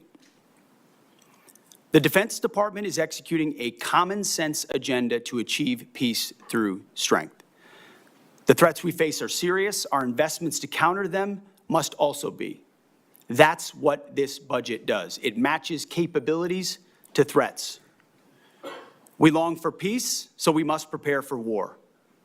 We are overcoming decades of neglect and decline. We must fortify our position as the world's most lethal fighting force, and that means acting fast. This committee is a critical partner in everything we do. Your leadership and oversight is essential. We look forward to accomplishing these goals to achieve peace through strength, support our warriors, protect our citizens, and do right by our taxpayers together. May God grant us the wisdom to see what is right and the courage to do it. Thank you. Chair McConnell, Ranking Member Coons, Chair Collins, other ranking members of the committee, senators, thank you for having me today. I'm honored to join Secretary Secretary Hegseth just speaking there, his opening statement this morning in front of the House Committee, the Ways and Means Committee, to speak on asking for a 2026 budget. Right now, it is just about 10:30 on a Wednesday morning. Hope you're doing all right on this happy hump day, beautiful day in the Charlotte area. And it's a beautiful week for Carolina Panthers. Yeah, we're a little less than 3 months before the beginning of the season, but you know what? It is the off season. They do have a mandatory mini camp, though, that is taking place at Bank of America Stadium, and that's where we find our Danielle Stein live right now in front of Bank of America Stadium in Charlotte, because Danielle, although this is the off season, this is a really important week for all of the players. It really is. As mandatory minicamp continues for the Carolina Panthers, every single player out there has something to prove in their own way. There are some, of course, who are trying to make the roster, because we know that by the time the season starts, that 53-man roster will be cutting down. There are, of course, the rookies who are trying to make their positive first impressions. And then there are some more veteran guys like Ike Ekwonu who also have more to prove. For Ike's case, his fifth-year contract was picked up just a few months ago. Fifth-year option on his contract, that is. The former first-round pick started to get into his full form last season after he did struggle through the 2023 season. 2024, though, he started to really turn it around. A lot to do with his mindset, seeming to have grown a lot from when he was early on in his career to now. And as he continues to move forward, he hopes to get a longer-term contract and stay in his hometown. And he is hopeful that this one right here could be that breakout year, which is something that he embraces. I mean, it's definitely a pressure that I want to embrace for myself. It's a standard that I want to have for myself as well. And also I know that, if I reach my personal goals, which that being, Pro Bowl, All-Pro, I know that as a team, we're going to be that much more successful. So I feel like my personal goals and the team goals definitely go hand in hand. And I know as long as I'm doing my job and the five guys up front are doing their job, we definitely have a chance. And Danielle, Ike isn't the only one in his position returning for another season with Carolina, hoping to have this position, right? Right. There's a lot of continuity across this team, which we've been saying is one of the strong suits that we've been seeing, from the coaching staff to Bryce Young, and a lot on the offense, especially on that O-line. They really worked on building up that position group last year, and they saw it pay its dividends a lot.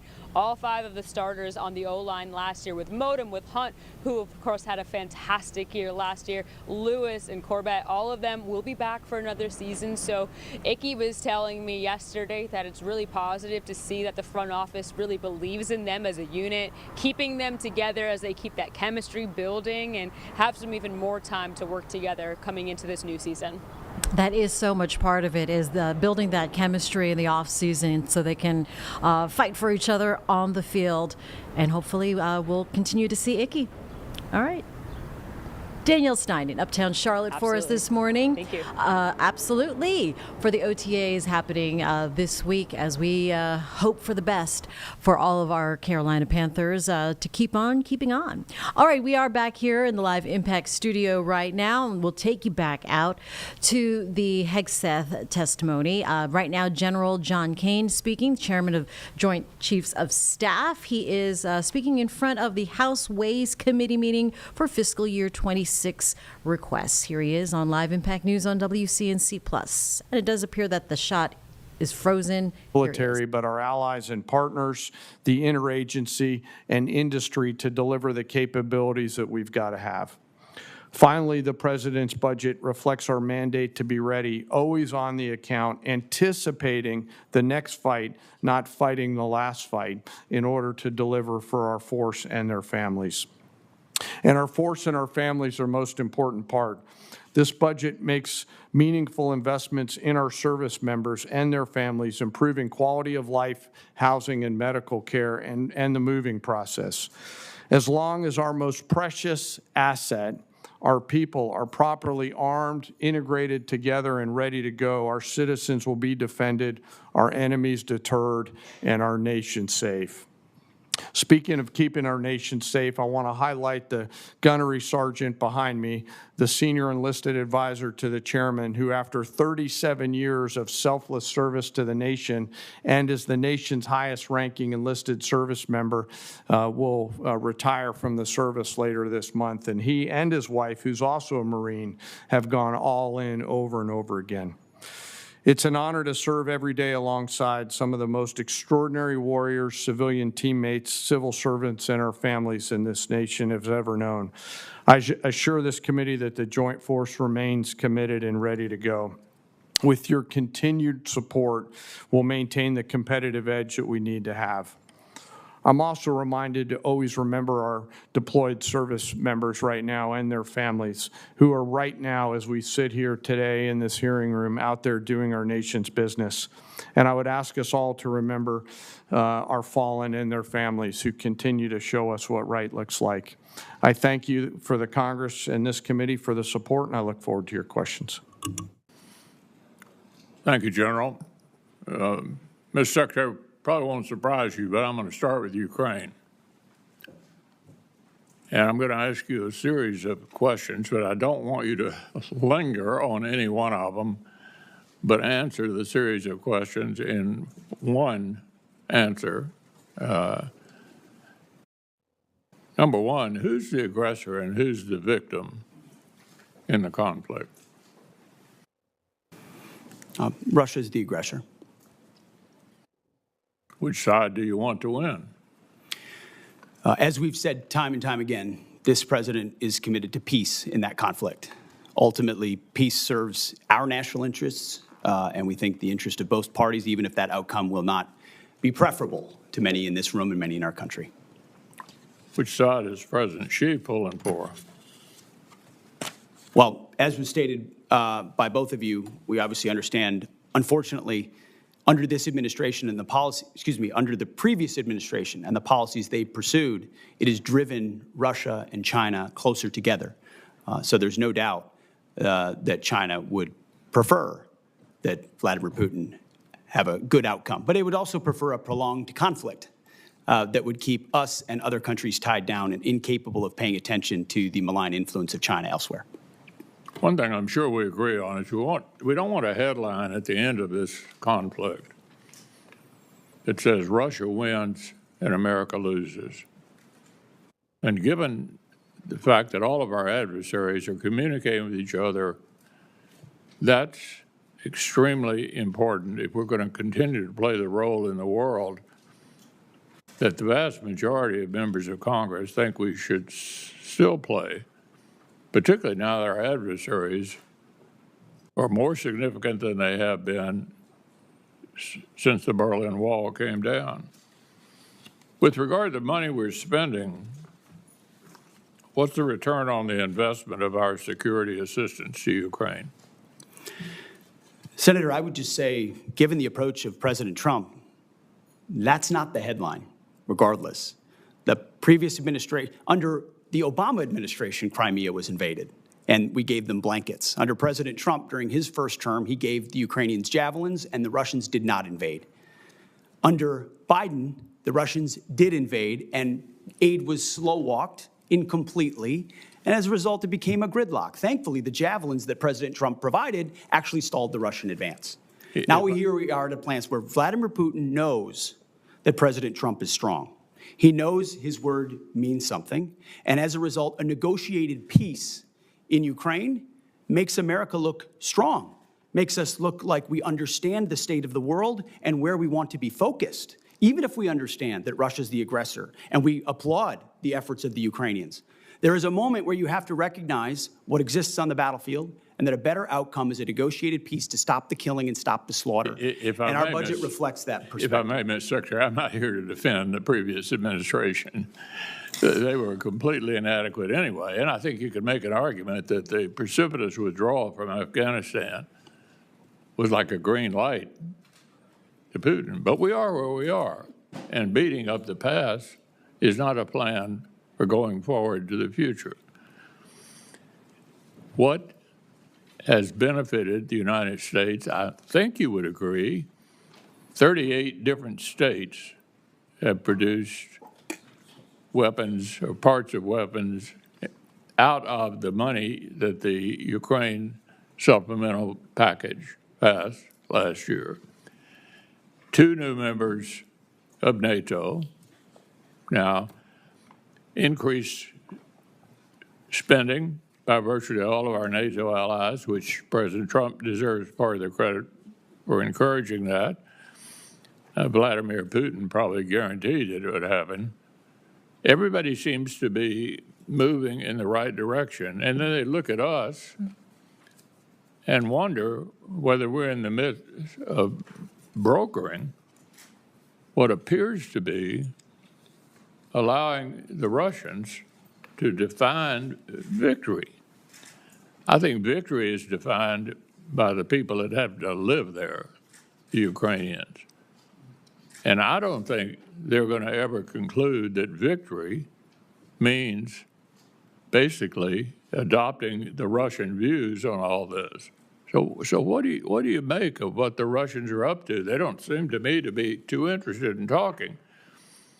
We want to talk. They seem to be increasing the war. What's your take on that? Well, no one's adopting views, sir. I would say that the budget reflects the reality that Europe needs to step up more for the defense of its own continent. And President Trump deserves the credit for that. In his first term, in this term, we're about to go to The Hague, where we hope most European NATO countries are going to commit to a 3.5, 1.5 to total of 5% defense spending, which was inconceivable before President Trump. And he has set the standard that America can't be everywhere all the time for everybody. And if you're a European country, you cannot freeload off of the United States in perpetuity. You are our allies and our friends, and we will stand with you, but you need to stand up in times of peace and in times of war. And this budget reflects that it's long overdue Europe does more, and that we be strategic about the outcome there, even if it's not preferable for all parties, so that our focus can turn, as was mentioned by everybody thus far, to the Indo-Pacific and our pacing threat, while Europe ensures peace on that continent. And so the budget is meant to reflect that reality. It includes hard choices. But that's been one of the things we're trying to do in this Defense Department, is make some of those hard choices alongside President Trump. Yeah, the only thing I would say to conclude this before turning over to Senator Coons, relitigating the past, it seems to me, is not helpful. I didn't defend any of the submissions, budget submissions that the previous administration made. I had a lot of the same complaints about how they were handling this. I want to avoid that for the future. And it seems to me pretty obvious that America's reputation is on the line. Will we defend democratic allies against authoritarian aggressors? That's the international concern that I have about this. And I think a number of my members share that view. Senator Coons. Thank you, Mr. Chairman. Mr. Secretary, just a quick question to clarify something. Is a full year continuing resolution bad for the Department of Defense? Just yes or no? Sir, a full year continuing resolution is never preferable for any department, especially the Department of Defense. Not preferable. And I know, General Kane, I don't need to ask you because your written testimony specifically says routinely operating under continuing resolutions lowers buying power, results in less deployable capital, makes it harder for industry to make long-term investments. And is it your commitment, Mr. Secretary, that you'll work with us to achieve a full-year appropriation? You'll submit the budget documents necessary, work with us closely, that we'll be able to do our work so you can do yours? Senator, we are committed to working with you to make sure the Defense Department gets as robust a budget as possible where we can meet the threats of today and tomorrow. Thank you. I'll just say at the outset for all my colleagues, I am increasingly concerned that there is a threat that some believe they can best govern by continuing resolution, reconciliation, and rescission, and not ever actually have us appropriate. So I look forward to working with you to avoid that outcome, which I think would both disregard the role of Congress and put all of us at greater risk. It seems to me clear with regards to Ukraine that Vladimir Putin has no serious intent of negotiating. He continues to attack civilian targets night after night with hundreds and hundreds of drones. The Ukrainians have just carried out a spectacular attack against military targets. And it seems to me concerning that the 2026 request eliminates aid to Ukraine entirely. At the same time, the Senate has a strongly bipartisan bill led by Senator Graham and Senator Blumenthal to impose more sanctions on Russia, and many senators of both parties want to provide more aid to Ukraine.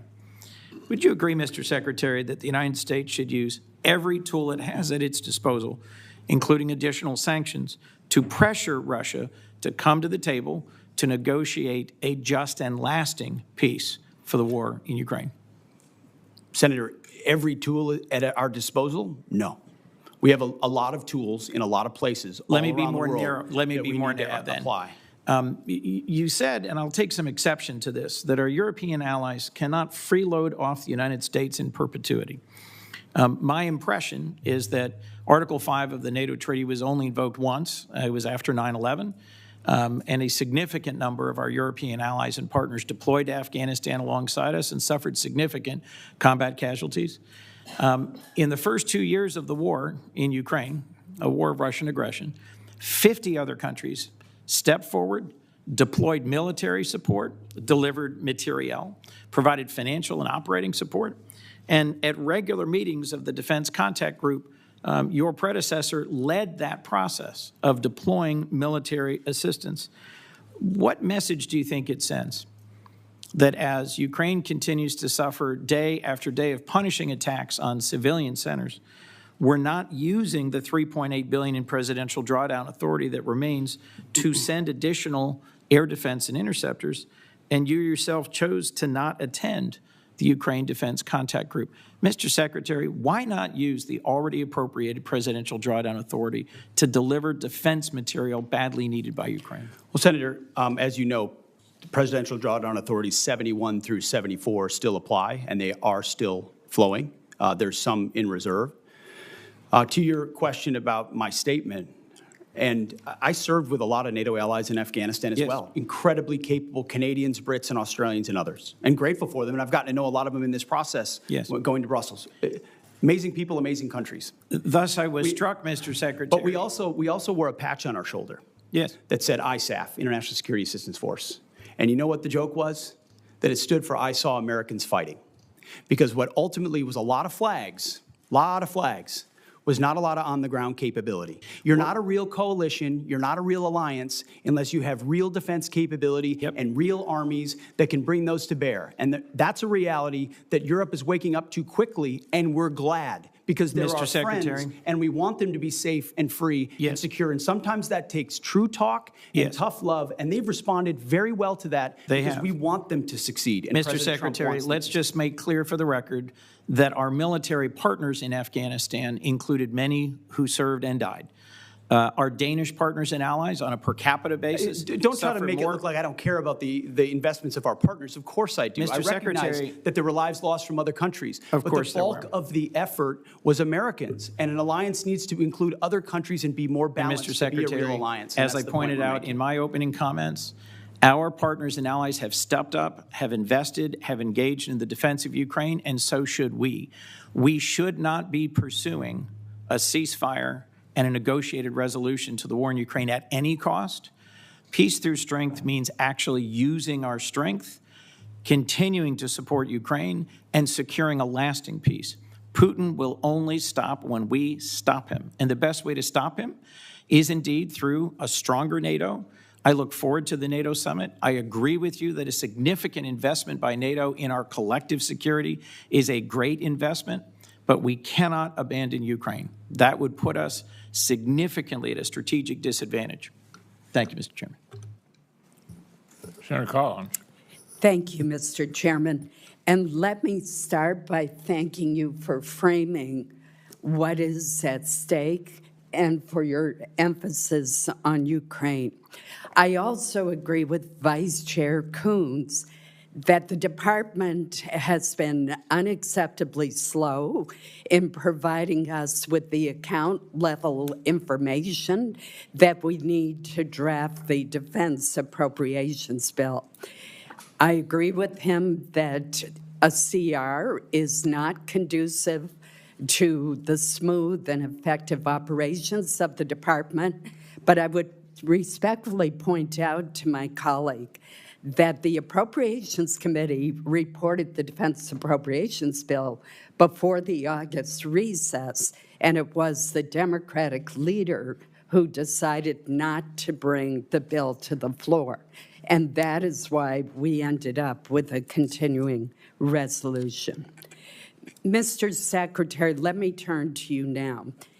You recently stated that DOD is focused on the strategic threat posed by China and that this threat is, and these are your words, real and could be imminent. And I agree with you. China now fields a navy of approximately 400 ships and is expanding its fleet at a pace that far exceeds ours. The U.S. Navy currently has only 293 ships, clearly inadequate. Yet the Department of Defense budget for FY26 proposes funding for only 3 additional ships, a Columbia-class submarine, a Virginia-class submarine, and an ocean surveillance ship. No funding in the base budget is requested for DDG-51s, the Navy's workhorse surface combatant. Instead, the administration unwisely is relying on reconciliation to fund a second Virginia-class submarine and 2 Arleigh-Burke-class destroyers. Reconciliation, Mr. Secretary, was meant to provide one-time supplemental funds to augment the defense budget, not to supplant the investments that should be in the base budget. Could you explain the department's rationale for excluding these critical war-fighting platforms from the annual appropriations request and creating instability for future defense budgets? Well, Senator, I appreciate the question. There are a lot of complexities that go into how budgets are formed. From the view of our department, working on Capitol Hill and with the White House, is that we have 2 bills and 1 budget.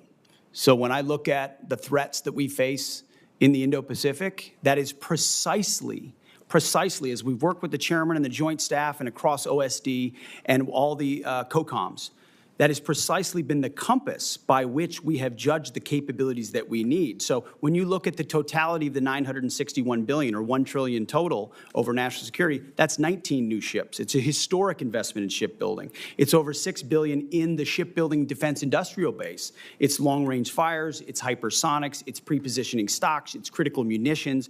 It's all focused in ways the previous administration talked a lot about, but we are actually making the tough choices to invest in. So I understand the dynamics of base bill versus reconciliation, and I concede that, ma'am. But ultimately, we're looking at it as one investment for FY26, and we think with a 13% increase over last year, that it's a historic investment.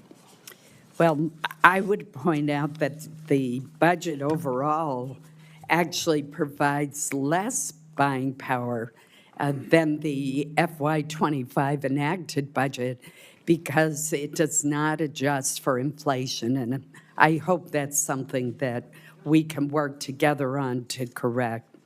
Let me turn to another issue. The Portsmouth Naval Shipyard in Kittery, Maine, overhauls the Navy's submarines, nuclear submarines. Senator Shaheen and I helped to secure an exemption from the hiring freeze for the shipyard, and that is absolutely essential. But if I could speak for Senator Shaheen as well as myself, both of us are hearing from shipyard leaders as well as the Navy, as well as the rank and file workers, the union leadership, that the delays in hiring and onboarding across the workforce, from frontline mechanics to security personnel, continue. Could you speak to what is causing this delay since the exemption from the hiring freeze was granted months ago?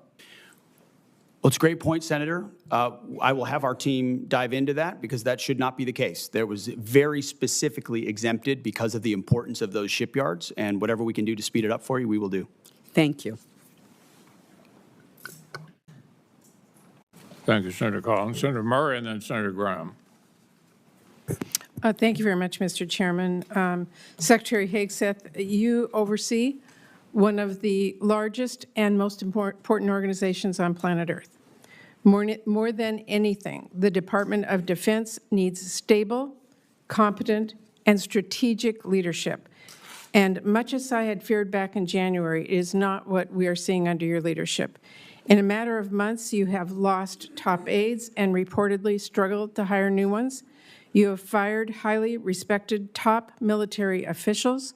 You shared highly sensitive attack plans over Signal and apparently with people in your own personal circles, and you've not taken responsibility for those mistakes.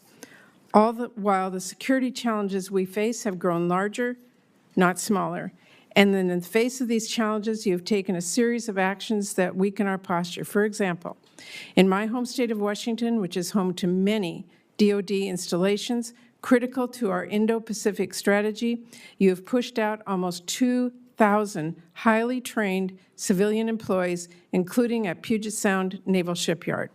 Mr. Secretary, you talk about returning the department to its mission of warfighting, but I am repeatedly hearing that your policy and personnel changes at the Pentagon are only undermining, not strengthening our military's preparedness to protect our country. You are deploying the American military to police the American people. You're sending the National Guard into California without the governor's request. Sending the Marines not after foreign threats, but after American protesters. And now President Trump is promising heavy force against peaceful protesters at his D.C. military parade. Those sorts of actions and that sort of rhetoric from a president of the United States should stop every one of us cold. Threatening to use our own troops on our own citizens at such scale is unprecedented, it is unconstitutional, and it is downright un-American. We should all be speaking out against this and demanding accountability. Now, Mr. Secretary, I have to say, for people who tout their commitment to transparency and efficiency, I've never seen an administration more bent on hiding basic facts from American people. Your department has been unresponsive to congressional inquiries and oversight requests, all the while you are working to muzzle the free press, denying journalists access to the Pentagon press corps. Now, before I turn to my questions, let me just note, it is now mid-June, and we only, just a few days ago, received some, but not all, important portions of your budget request. It should not have taken this long to get this request, and we do still need to see the justifications in order for this committee to do its work. We're missing those. Not having a full budget at this juncture is really unacceptable. So I am deeply concerned. So let me turn to my questions, and this is important. This administration has put the civilian workforce under attack from day one, encouraging resignations, firing probationary employees, instituting hiring freeze, requiring OPM to approve any new hire one by one, and now, new last week, requiring prospective employees to explain how they would, quote, help support the President's executive orders and policy priorities. We have spoken with military installations across our country. Almost all of them have been forced to fire skilled civilian employees who are badly needed. And all of them also have hundreds, and in some cases thousands, All right, so just to let you know, we are coming up on 11 o'clock. Charlotte Today will be picking things up here on your main channel. If you want to continue watching this testimony from Secretary of Defense Hegseth, that is speaking in front of senators and officials there on Capitol Hill, you can exit out and go back into the secondary channel on your WCNC app. We will leave you with Secretary Hegseth now speaking.